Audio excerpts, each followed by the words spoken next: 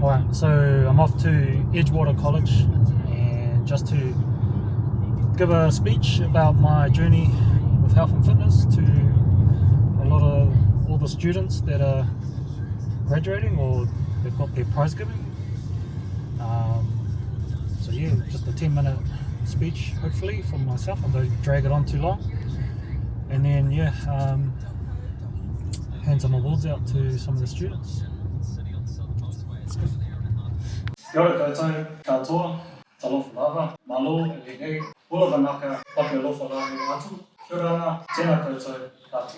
I was the guy hiding during fitness testing. You know, the one, back of the class, pretending to stretch, hoping no one would notice. Now, I coach, I compete, I speak. And through fitness, I found belief, not just in the gym, but in life. This is my story. You're stronger than you think. In 2006, I became a dad. Holding my daughter for the first time changed everything. I looked at her and thought, if I don't change now, she's going to grow up without the version of me she deserves. That became my reason, and I've never looked back. In 2007, I was over 150 kgs. No gym, no plan, no idea what I was doing. I started walking. I swapped takeaways for some home-cooked meals. I didn't have a coach. I didn't have equipment. I had a reason though, and sometimes that's all you need. In 2012, I entered my first bodybuilding comp after shoulder surgery. In 2013, I placed 4th at a regional show, and I nearly quit. But then I got an invite to nationals and placed 2nd. The lesson I learned here was, when you want to give up, that's usually when you're closest to a breakthrough. In 2014, I opened Strength Tech, a gym built to help others grow stronger together. Around the same time, I discovered real strength training, powerlifting. I bombed out my first comp, missed every single lift, but I came back in 2016 and won the North Island Regionals. That loss taught me more than any win ever could. In 2018, I did something crazy. At 38, I entered my first CrossFit comp. No coach, no plan, just love for the grind. That same year, I took on strongman. 3 weeks before regionals, I tore my tricep. I still competed with one arm and qualified for nationals. That year I entered 18 competitions, nearly 2 per month. It pushed me to my limits and beyond. In 2020, the pandemic hit. Our gym was at risk. My daughter had just started year 9. No sport, no connection. But something amazing happened. People moved. Walks, push-ups, broomstick squats. I realized movement is medicine and people need it more than ever. In 2022, I re-injured my tricep competing at nationals. In December, I tore it clean off the bone doing a muscle up. I feared the worst. What if I can't train again? I had surgery in 2023. The recovery was humbling, slow, and reflective. But I came back stronger and wiser. In 2025, I completed New Zealand's first Hyrox event. That same weekend, on the next day, I ran half a marathon. Not to prove anything, but because I found ways to train smart while rehabbing. That's what real strength is. Adapting, showing up anyway.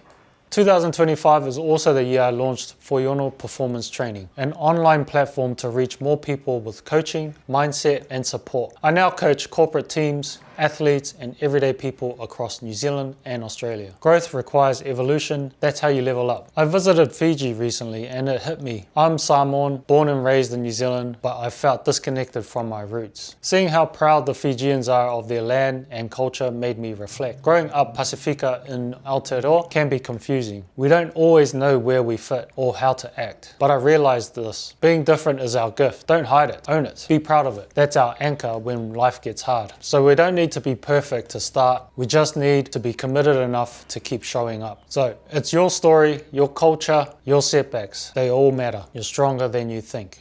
Whakatau lava, no apito, kia kaha.